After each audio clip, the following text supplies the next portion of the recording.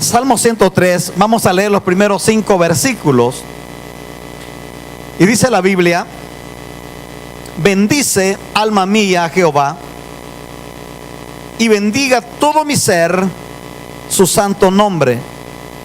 Bendice, alma mía, a Jehová, y no olvides ninguno de sus beneficios.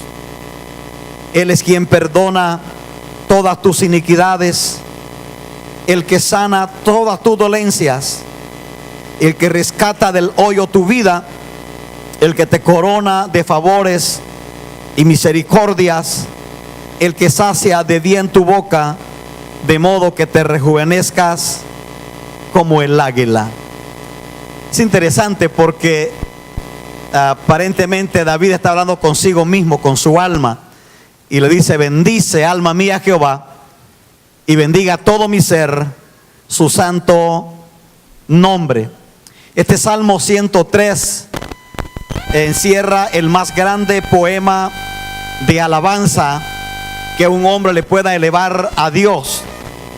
Y dicen los doctores en Biblia que este salmo se remonta en la historia al tiempo cuando Israel rechazó el gobierno de Dios, rechazó la teocracia para abrazar la monarquía.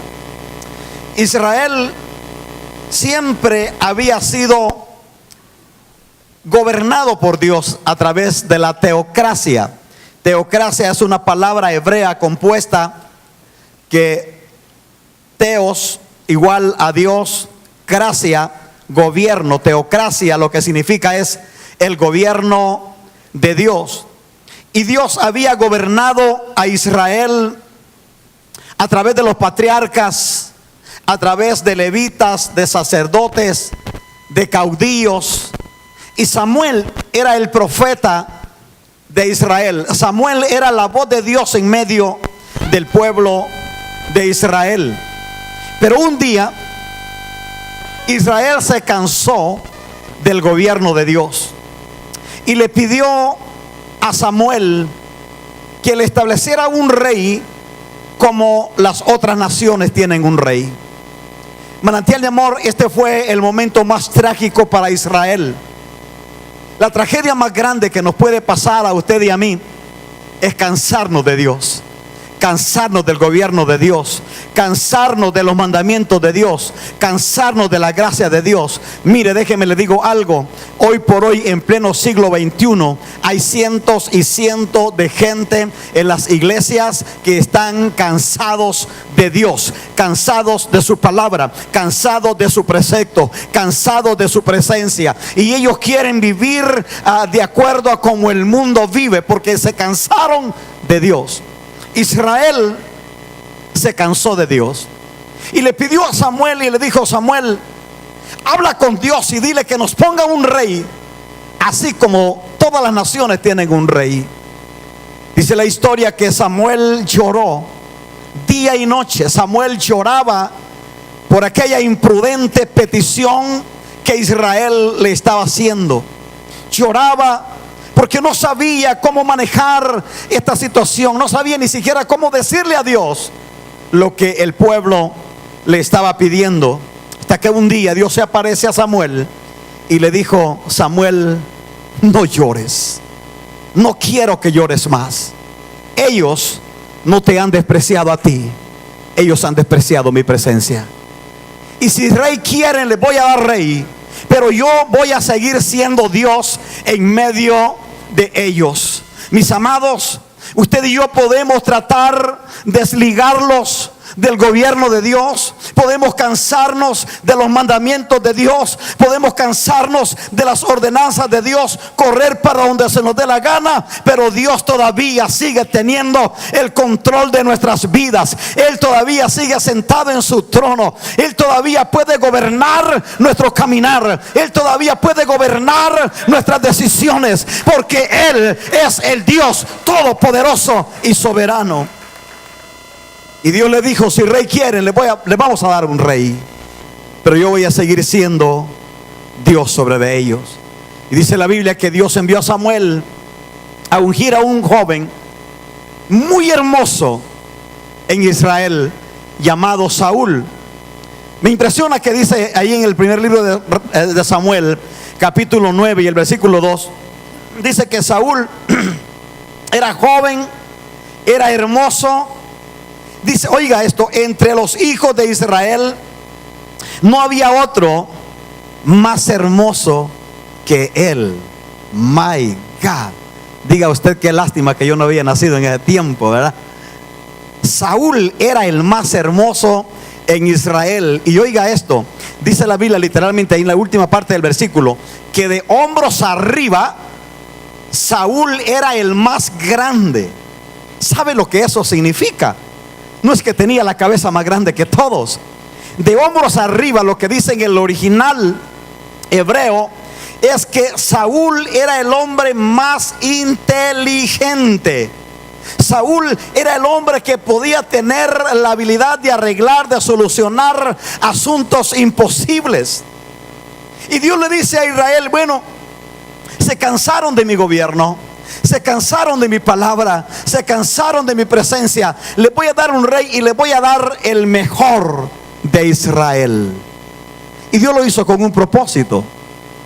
Dios le establece, Samuel va, unge a Saúl como el primer rey de Israel, como cualquier rey. Saúl, en cuanto toma el reinado, empieza a organizar y a formar su ejército, y ya tenía un gran ejército a su servicio, cuando de repente él escucha de que los filisteos, que eran los enemigos más acérrimos de Israel, lo habían rodeado y venían para pelear con él. Oiga, Israel nunca había perdido una batalla. Y si eso a usted se le hace emocionante, lo que le voy a decir a continuación es más emocionante. Israel ni siquiera había peleado con ningún ejército, porque cuando Israel, los enemigos lo rodeaban y querían hacerle daño, Samuel se presentaba enfrente de Dios a interceder por el pueblo, y Dios descendía con su gloria y peleaba a favor de su pueblo, y su pueblo siempre había tenido victoria, siempre había triunfado sobre sus enemigos. Pero esta vez, cuando Saúl y su ejército salen al encuentro del ejército enemigo, dice que se juntaron allí en un campo que se llamaba Ela. Ahí se juntaron, a un lado están los filisteos, al otro lado está Saúl, un hombre inteligente, un hombre sabio, un estratega de guerra. Saúl está armado, tiene hombres, guerreros a su lado, pero cuando él llega al campo de batalla, de repente de allí, de en medio de los filisteos, aparece un hombre. La historia dice que Saúl tenía por lo menos 2 metros de altura, era el más alto, el más grande en Israel. Pero este hombre, este paladín guerrero de los filisteos que sale para desafiar a Saúl, dice la Biblia que tenía por lo menos 3 metros de altura. No había un hombre que lo igualara a él en Israel. Y cuando este paladín filisteo sale al campo de batalla, le lanza el desafío al rey Saúl y le dijo: Saúl, dame un hombre, dame un hombre que pelee conmigo. Si me vence, nosotros les vamos a servir a ustedes el resto de la vida. Pero si yo lo venzo, entonces ustedes nos van a servir a nosotros. Y la historia bíblica narra que Saúl se llenó de pánico, corrió, se escondió, y nadie tenía valor de salir a desafiar a aquel hombre tan grande, guerrero, un paladín experimentado entre el pueblo filisteo.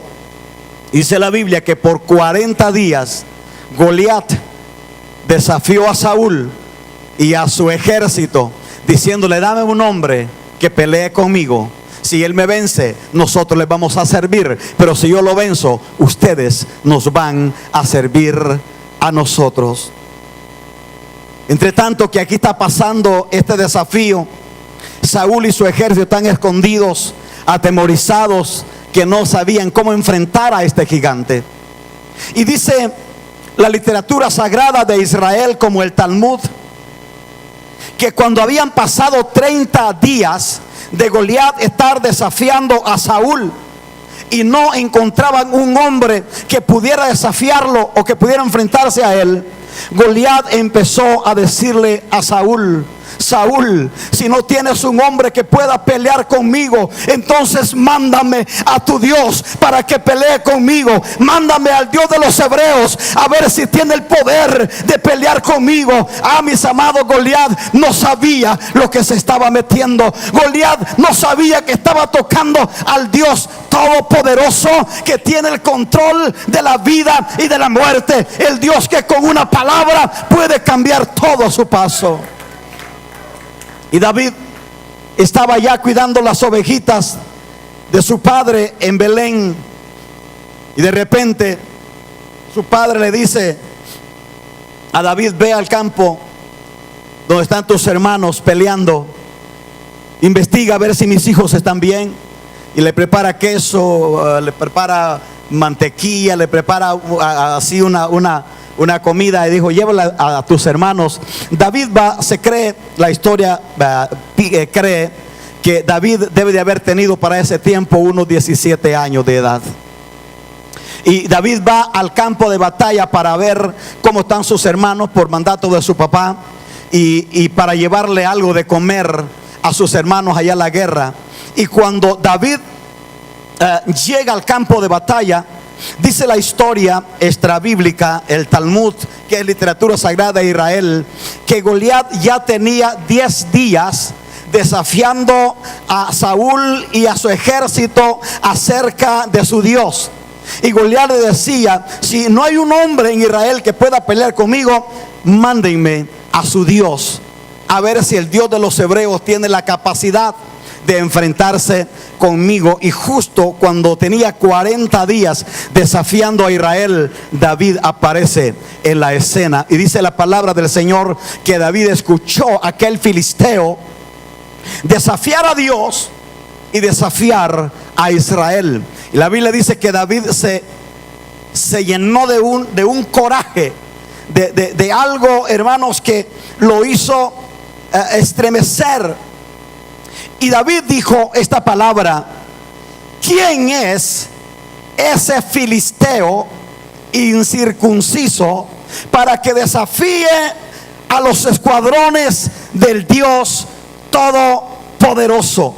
Y cuando él empieza a investigar allí entre la gente, David se da cuenta que había una recompensa por el que matara a ese gigante Goliat. Saúl le había dicho que le daría la mitad de su reino y le haría a su hija para que se casara con él. Entonces David va y se presenta a Saúl, y le dijo David a Saúl, primer libro de Reyes 17:32, le dijo: no desmaye el corazón de ninguno a causa de él. Tu siervo irá y peleará con ese filisteo. Yo quiero que usted vaya dándole rienda suelta a su imaginación. ¿Cómo era Saúl? Era el más alto de todo Israel, el más hermoso, el más inteligente, el más sabio en ese tiempo. Y ahora viene un muchachito de 17 años que lo único que sabe es pastorear ovejas y tocar el arpa.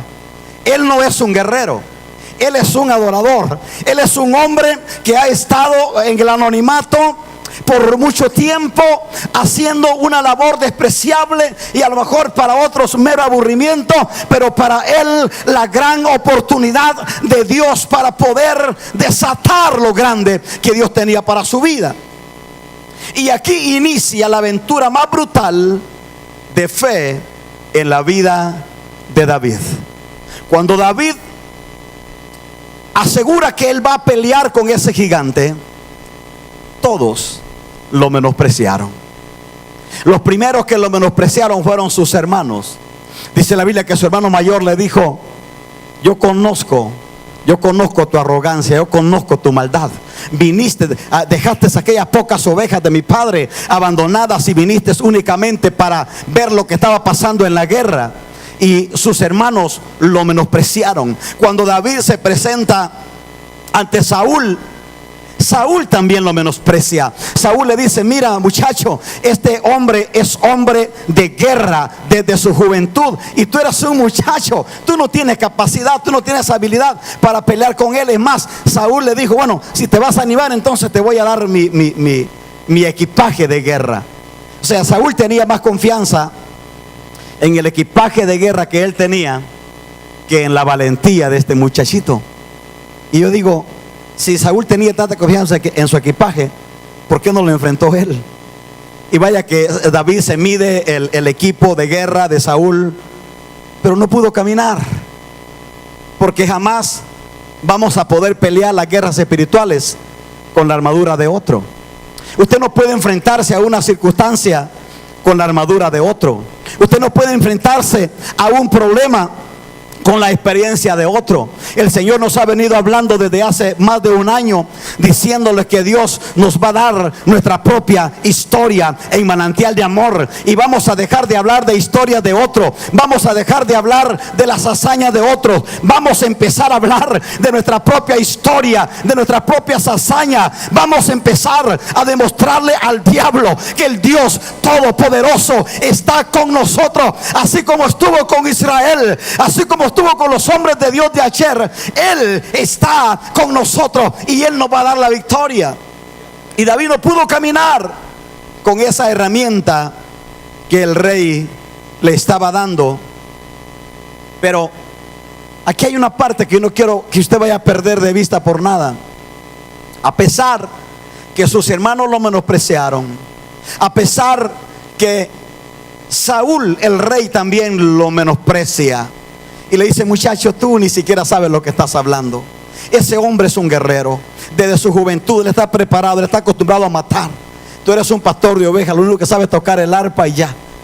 Pero si algo me impresiona a mí, es que David no se echó atrás por nada en la decisión que él había tomado. Porque cuando tú sabes el tamaño que tiene tu Dios, cuando tú sabes la grandeza de Dios, no hay problema que te pueda detener, no hay dificultad que te pueda amedrentar, no hay circunstancia que te haga retroceder, porque nada es más grande que Dios. Uno de los atributos de Dios, de los nombres de Dios, es el Ashón. En hebreo, el Ashón, lo que significa es el más grande, el altísimo. Cuando tú estés enfrente de un problema, de una dificultad, de una adversidad, nunca te enfoques a mirar ese problema. Enfócate a mirar al más grande, al Dios Todopoderoso, que pelea las batallas por ti. ¿Cuánto estamos entendiendo aquí el concepto? El diablo te va a querer amedrentar, así como Goliat. El diablo va a querer asustarte. El diablo va a querer presumirte grandeza. El diablo va a querer decirte que él tiene el control de tu circunstancia. Pero en este día yo he venido de parte de Dios para decirte que el Dios Todopoderoso, tu Dios, Él todavía tiene el control de tu vida. Él todavía tiene el control de tu salud. Él todavía tiene el control de tu familia. Él todavía tiene el control de tu casa. Él todavía tiene el control de todo lo que a ti te esté pasando. Y si Él tiene el control, ¿qué es lo que nos puede asustar? Cuando David enfrentó a Goliat, porque al fin de todo le dieron bueno, pues muchacho, pues órale, ¿verdad? Si tú dices que lo vas a enfrentar, pues enfréntalo. Y cuando David enfrenta a Goliat, este también lo menospreció. Y cuando David mide al muchacho chiquito, indefenso, sin armas, nomás llevaba un palo en la mano y una onda, por lo menos agarró la onda, ¿verdad? Y Goliat lo menosprecia. Y Goliat le dice a David allí, versículo 43 del capítulo 17 del primer libro de Samuel. El filisteo le dice a David: ¿soy yo perro para que vengas a mí con palos? Y maldijo, dice la Biblia, y maldijo a David por sus dioses. lo maldijo. Soy yo perro para que vengas a mí con palos. Mira, aquí está una escena bien hermosa que yo quiero que usted mire. ¿Cómo se miraba David a la par de Goliat? Mire cómo se miraba. Goliat, un hombre de guerra armado hasta los dientes. David, un muchachito con un palo en su mano y con una honda y un bolsoncito con 5 piedras metidas allí. Entonces aquí Goliat por 40 días había estado presumiéndole al pueblo que era el más grande, que era el campeón, que era invencible, que nadie lo podía detener. Pero me llama la atención este detalle, que no se lo vaya a perder de vista. Cuando Goliat mira a David, dejó de mirarse como grande y se empezó a mirar como perro, porque el mismo Goliat preparó su misma sepultura. Y él dijo una palabra que David la tomó como palabra profética para él. Y Goliat le dijo: ¿soy yo perro? Y mire cómo se convirtió Goliat ahora. Cómo se cambiaron los papeles. No era lo mismo estar al frente de aquel gran gigante que quería matar a David, que ahora está en frente de un chihuahua. Ahora, esto parece hasta chistoso, parece curioso, pero es justamente lo que pasó. En el ambiente espiritual, cuando Goliat le dice a David: soy yo perro para que tú vengas a mí con palos y piedras. En ese momento, oiga esto por favor, en ese momento David empezó a mirar a Goliat como un perro muerto. Lo empezó a mirar en el piso y sin cabeza. Y en ese momento David le dijo: hoy, este día, el Señor me va a entregar en mis manos y te voy a dar tus carnes y la carne de los filisteos a las aves del cielo, a las bestias del campo, y todo el mundo sabrá que hay Dios en Israel. Porque David no se enfrentó a Goliat pensando en sí mismo, pensando en su capacidad.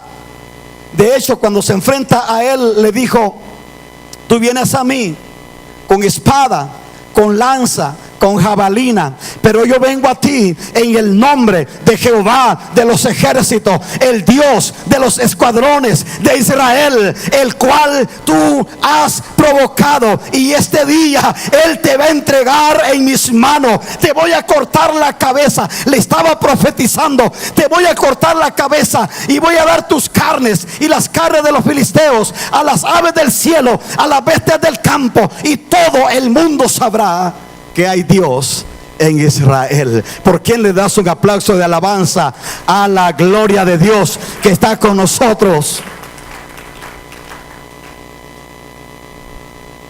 Porque aquí viene el bombazo, como decimos.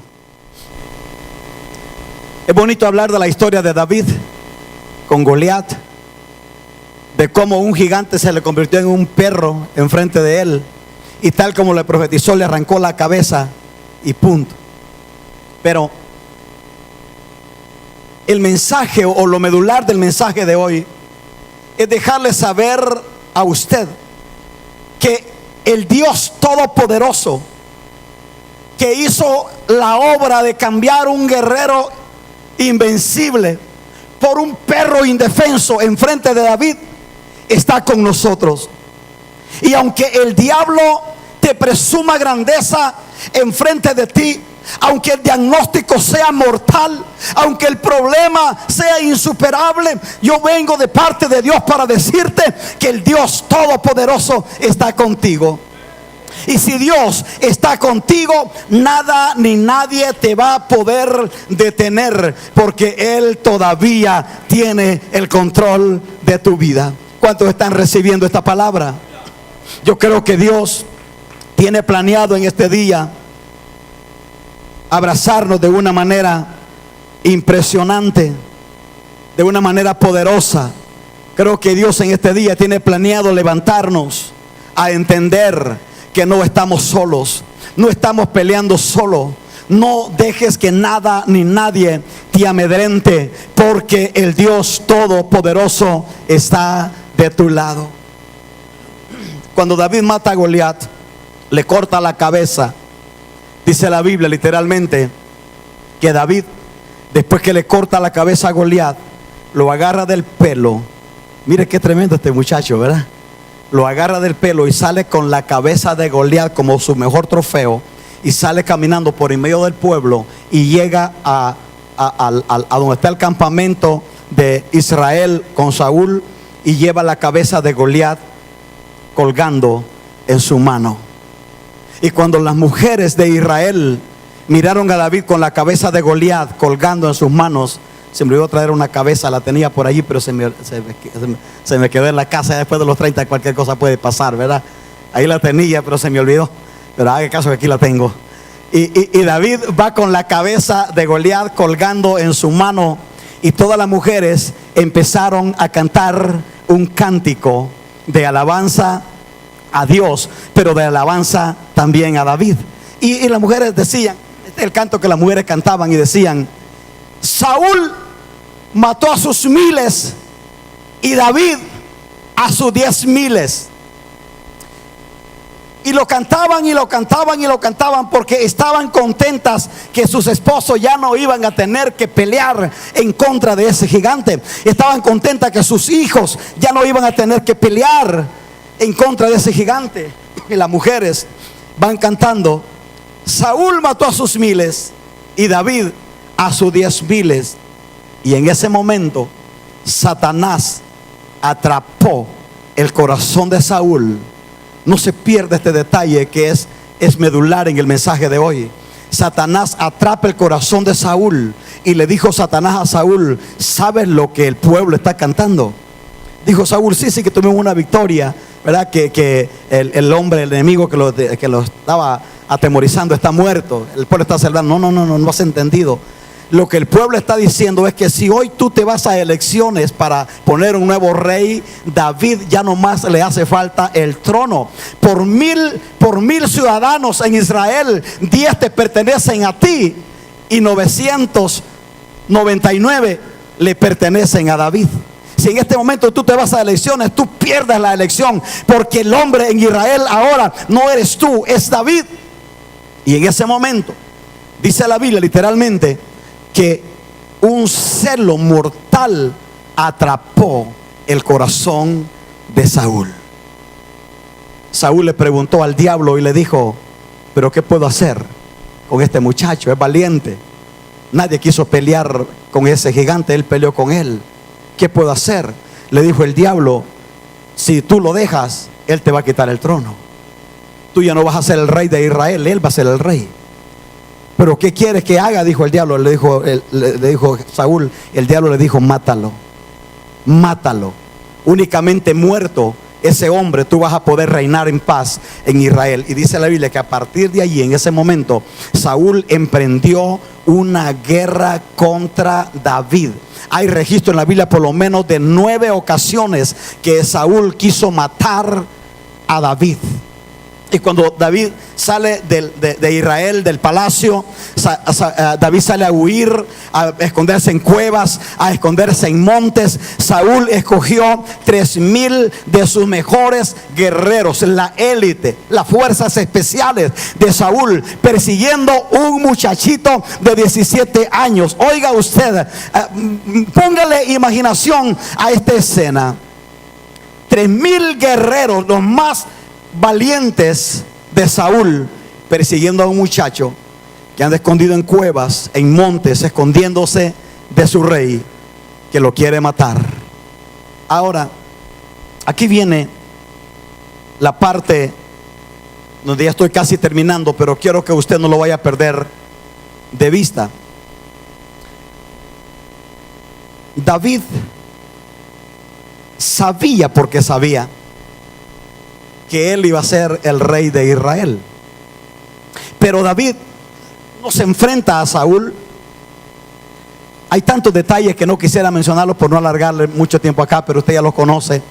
Cuando un día David está metido en la cueva y Saúl llega para buscarlo, y David está metido con sus hombres en la cueva, y Dios se le dio orden a una arañita, y una araña hizo una telaraña en el frente de la cueva. Adentro está David con sus hombres.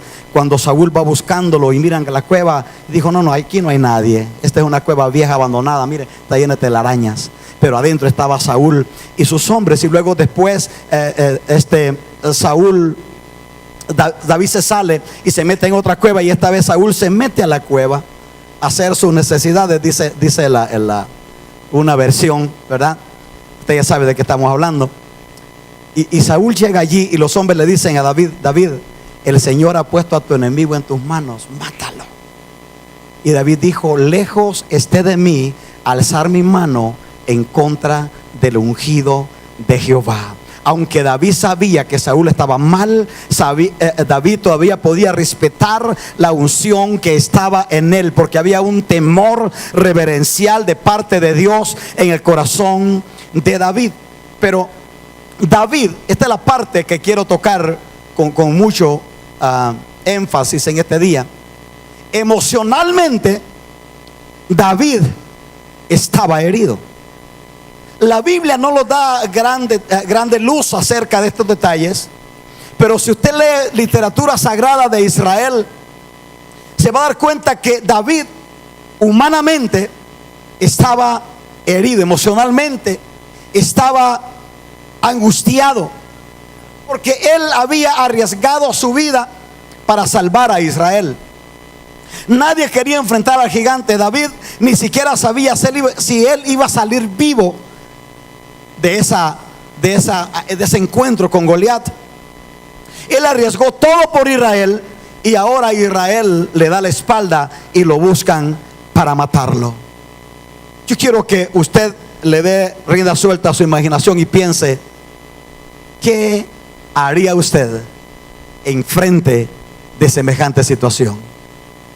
No sé si alguna vez le haya pasado que de repente usted haya hecho algo tremendo, algo bueno, algo heroico, y en vez de que lo aplaudan, en vez de que le digan: wow, te aventaste, qué bonito, después lo que le dan es una puñalada en la espalda. Después lo que le dan es que lo critican, lo difaman, lo calumnian. ¿Cómo se siente? ¿A todo dar? No. Entonces David como hombre, oiga esto por favor, porque David como hombre, él se sintió disolucionado, se sintió traicionado, hizo su mayor esfuerzo, hizo lo que nadie quería hacer, pero ahora él está siendo perseguido para matarlo. Y la Biblia dice, y la historia cuenta, que Dios tuvo que ponerle a David a Samuel a su lado para que lo sanara, para que lo ministrara, para que orara por él, para que lo abrazara, para que lo ungiera. Y Samuel estaba allí dándole palabra, diciéndole: David, no estás solo, no te preocupes, Dios está contigo, la victoria está ganada. Samuel estuvo allí, mis hermanos. Cuánta falta nos hace que tengamos un Samuel a nuestro lado en los momentos difíciles, para que nos unja, para que nos dé palabra, para que nos levante, para que nos dé ánimo, porque en este momento David estaba destruido.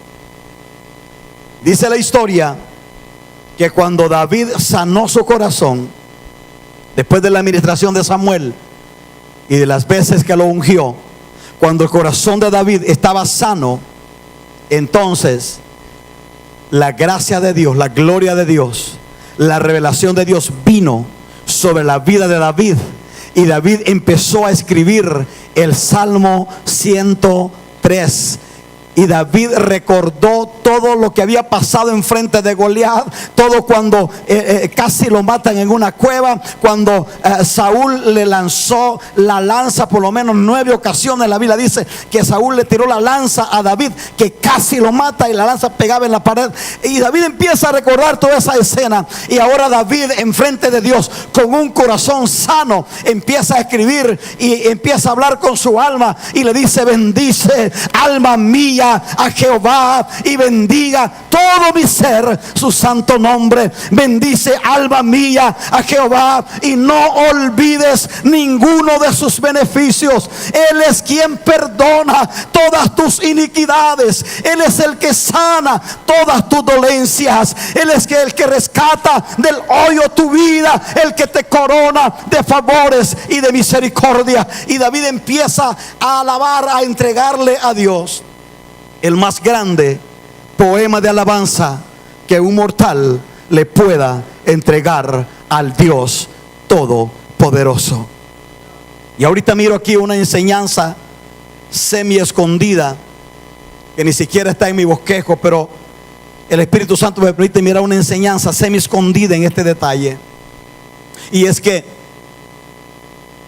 con un corazón herido, míreme acá por favor, con un corazón herido, con un corazón dañado, no podemos ofrecerle a Dios alabanza pura.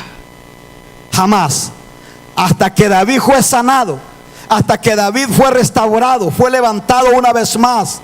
Él se levanta del polvo angustiado, desesperado, porque estaba siendo perseguido, y empieza la revelación de Dios a fluir sobre de él, y escribe el poema más grande de alabanza que un mortal le pueda dar al Dios Todopoderoso. Mis amados, si queremos que nuestra alabanza pueda tocar el corazón de Dios, pueda alegrar el corazón de Dios, debemos de asegurarnos de una cosa: que nuestro corazón está limpio, que nuestro corazón está libre de amargura, de rechazo, de rencores, de contienda y de todas aquellas cosas que el diablo nos envía algunas veces para arruinarlos. Y aquí, al igual que David, miramos que usted y yo hemos sido librados por la misericordia de Dios de los ataques brutales de Satanás. ¿Cuántos saben que el diablo te quiere matar? Si el diablo pudiera matarnos ahora, lo hace porque ganas le sobran, pero no puede ni podrá. ¿Por qué? Porque estamos, dice la Biblia, que estamos dentro de la mano poderosa de Dios. Y Jesucristo dijo: el que esté en mis manos, nadie lo puede arrebatar. El diablo te puede tirar con todo. El diablo puede tirarte con tus mejores amigos. El diablo puede tirarte aún con tu familia. El diablo te puede tirar con tu cónyuge. El diablo te puede tirar con lo que quiera. Pero si el Dios Todopoderoso está contigo, la victoria ya está ganada. Dale un aplauso de alabanza a la bondad de Dios, a la misericordia de Dios que está con nosotros, que nos ha sostenido y que nos va a seguir sosteniendo aún. Es imperativo entonces que, al igual que David, podamos dirigirle a Dios alabanza pura que sale de lo profundo de nuestro corazón. Quiero terminar aquí dándole 4 consejos prácticos pero poderosos, que le van a ayudar. A mí me han ayudado y yo estoy seguro que le van a ayudar también a usted. 4 consejos prácticos de cómo poder mantener un corazón saludable delante de Dios. Primer consejo: rechace todo celo que el diablo quiera meter a su vida. Rechace todo celo que el diablo quiera meter a su vida, y no deje que el celo de otros interfiera en su victoria. Se lo voy a repetir: rechace todo celo que el diablo quiera meter en su vida, y no deje que el celo de otros interfiera en la victoria que Dios tiene para usted. Mire, conozco decenas de casos de hombres y mujeres de Dios que tenían unción, que tenían dones, que tenían habilidad, pero el diablo les metió celo en su corazón y ahora los tiene en la lona, tirados, amargados y discapacitados espiritualmente, porque el celo lo que hace es que mata el gozo, mata la habilidad, mata la unción que Dios te da. El celo es del diablo, es mortal. Rechace todo celo. No deje que el diablo meta celo en su corazón. Puede ser un celo familiar, puede ser un celo laboral, puede ser un celo ministerial, puede ser cualquier tipo de celo. No deje que el diablo le meta celo. Oiga este detalle que se me ocurre ahora mismo. Saúl tiró su lanza por lo menos 9 veces contra David para matarlo por celo. Al hombre que le había salvado la vida y que había salvado la vida de toda su familia, ahora lo quiere matar. 9 veces le tiró su lanza para matarlo, pero no le pudo hacer daño porque Dios estaba con David. Pero esa misma lanza, por el celo maligno que el diablo mete en el corazón de Saúl, por esa misma lanza, años más tarde, Saúl muere tirándose sobre esa lanza, y ahí sí trabajó. Ahí sí trabajó la lanza. Cuando Saúl se siente rodeado y que iba a morir en esa guerra, Saúl le pide a su escudero que lo mate, pero aquel no quiere matar al rey, y Saúl se tira sobre su misma lanza y se mata. La lanza que él quiso usar para matar al ungido de Dios, David, ahora el diablo la usa contra él mismo, y ahora sí trabaja la lanza y lo mata. No deje que el celo arruine los planes de Dios para su vida. Tampoco deje que el celo de otros arruine la victoria que Dios tiene preparada para usted. Hay gente, míreme acá por favor, hay gente que cuando tú te levantes a hacer cosas grandes para Dios, te van a odiar, te van a calumniar, te van a perseguir. Porque esto es curioso, la gente no quiere hacer la obra de Dios, pero cuando Dios levanta a otro que lo haga, se encela, se enoja, se molesta. Eso es del diablo. Y aquí Saúl fue víctima de su propio celo y murió como un perro, porque él no pudo entender que ese chiquito, ese muchacho le había salvado la vida a él y al todo el ejército, y no lo honró como tal, sino que lo quiso matar. Consejo número 2: no deje que el menosprecio de otro lo desanime. ¿A cuántos los han menospreciado? ¿Ah? ¿Puedo ver alguna mano arriba allí? Yo levantaría la mano. Yo tenía apenas 6 meses de haber recibido al Señor. Mi pastor se pasó de bueno conmigo. A los 3 meses de haber recibido al Señor, yo ya estaba predicando, enseñando en la iglesia. Y un día me tocó, eran los martes en mi país, bueno, era todos los días, pero un martes era que me tocó predicar. Y yo estaba haciendo mi mayor esfuerzo. Yo ayuné, lloré, yo me desvelé. Oiga, yo investigué, hasta compré libros para investigar cosas que no sabía. Y yo estoy haciendo mi mejor esfuerzo aquí, predicando mi primer sermón a los adultos, ¿verdad? Ya les había predicado a los jóvenes, pero a los adultos no. Dicen que predicar a los adultos da un poquito de miedo, ¿verdad? Y yo estoy aquí parado frente a los adultos predicándoles. Y de repente yo siento que estoy haciendo mi mayor esfuerzo. Sentía la gracia de Dios. Y se levanta un anciano de allí, de en medio de la congregación, y me dijo: mocoso, ¿tú quién eres para venirnos a decir a nosotros cómo vamos a vivir? Y mire, yo le doy gracias a Dios por mi madre, porque mi madre ya, mi padre había muerto para ese tiempo, y mi madre era como quien dice mi mentor. Y mi madre me dijo, una mujer sin alfabeto, pero con una gracia y una sabiduría de Dios impresionante. Mi madre me dijo: mijo, usted es el primer joven que va a predicar en esta congregación. Si los viejitos se enojan con usted y lo ultrajan, usted mire, palabras necias, oídos sordos. Haga de caso que usted no escuchó nada. Usted siga adelante, que usted no está sirviéndole a nadie, usted le está sirviendo a Dios. Y cuando el viejito me dijo: mocoso, ¿y tú quién eres para venirnos a decir nosotros cómo vamos a vivir? Yo lo ignoré. Yo volvía por otro lado y como que le di más batería y empecé a predicar. Y después los otros lo sonaron al viejito allí y lo regañaron, pero yo seguí adelante. ¿Te imaginas que yo me deprimo por lo que el anciano me dijo? Y yo hubiera dicho: pues tiene razón este viejito, ¿verdad? Él puede ser mi abuelo. Yo apenas tengo 6 meses de conocer al Señor y estoy aquí predicándoles. No deje que el celo de otros lo desanime. Si Dios lo usa a usted para hacer cosas grandes, mire, el diablo lo va a rodear de Saúles que lo van a señalar, que lo van a odiar, que van a tener celo, lo van a querer detener. No deje que el celo de nadie le prive su bendición y lo desanime. Adelante, entre más lo celen, entre más lo ataquen, entre más lo difamen, adelante, con más ímpetu, con más violencia y con más pasión, haciendo la obra del Señor. Consejo número 3: enfrente cada circunstancia de la vida con valentía y con la mirada puesta en Dios.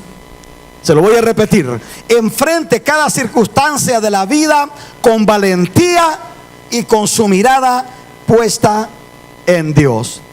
Si usted quita su mirada tantito de Dios y la pone en el problema, es hombre muerto, es mujer muerta.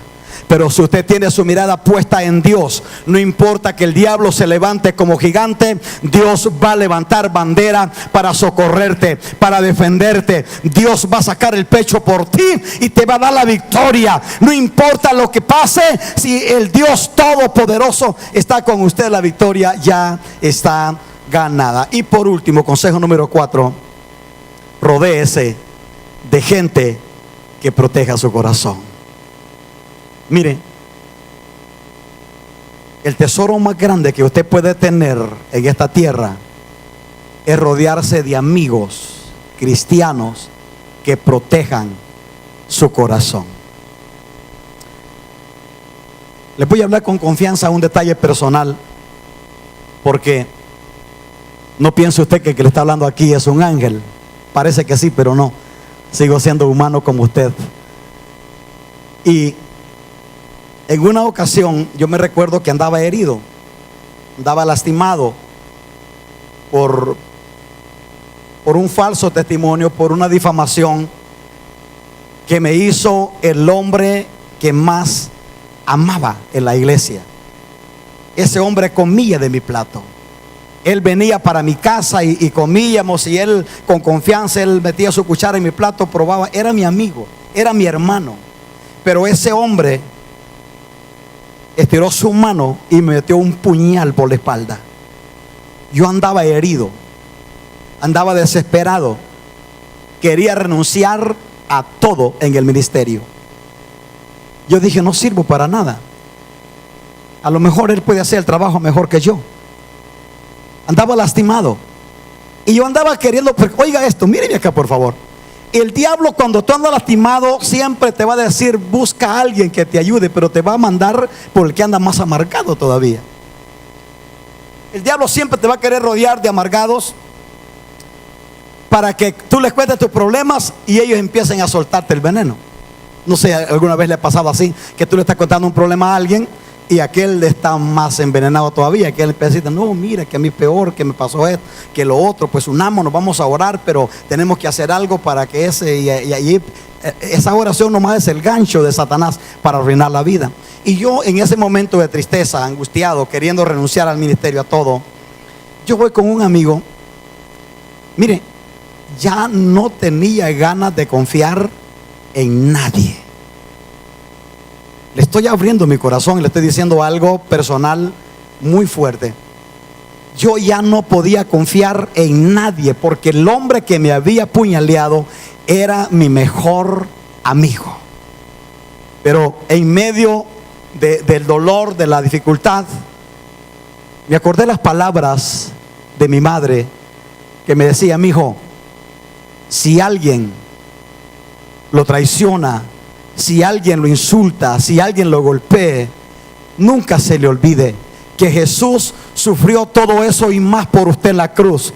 Él era el Dios, Él no debía de haber estado allí, pero Él lo sufrió todo por nosotros. Así que ¿qué es lo grande que usted puede sufrir por Él? Palabras de mi madre. Y cuando yo estoy en medio de eso, yo dije, tengo que aprender, tengo que volver a confiar en alguien. Y voy a buscar a un hombre que lo consideraba mi amigo también, para desahogarme y para decirme cómo me sentía. Bendita misericordia por ese hombre, que cuando yo le empiezo a platicar la historia, le empiezo a decir lo que estaba pasando, él me dijo, porque yo entre otras cosas le dije que yo iba a dejar todo. Le dije, yo voy a dejar todo, ya me voy a hacer lo que sé hacer, pero yo no voy a seguir más en el ministerio. Y yo esperaba que él orara por mí para que me fuera bien en el trabajo, en otra cosa, o me animara. Pero él me dijo, bueno, nomás te quiero hacer una pregunta. ¿A quién le sirves tú en el ministerio? ¿Le sirves a Dios o le sirves a ese pelado que te hizo la vida difícil?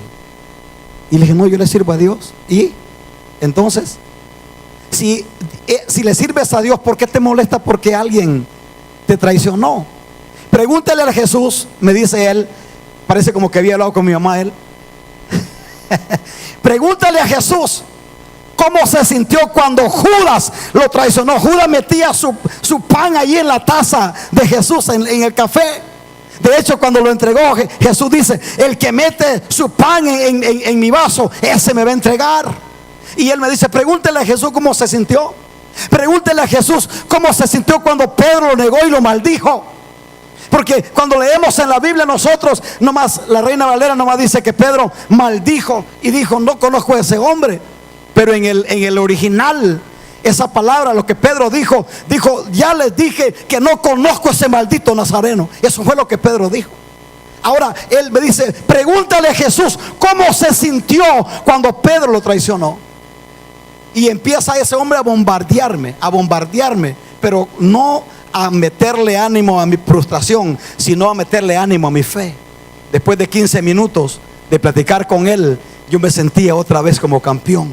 Y le dije, en realidad soy un tonto, nomás por voy a dejar todo. No, ora por mí, que el Señor, Él oró por mí, me ministró. Y mire, han pasado los años y estamos de ahí para acá. Ha llovido de todo, hermanos.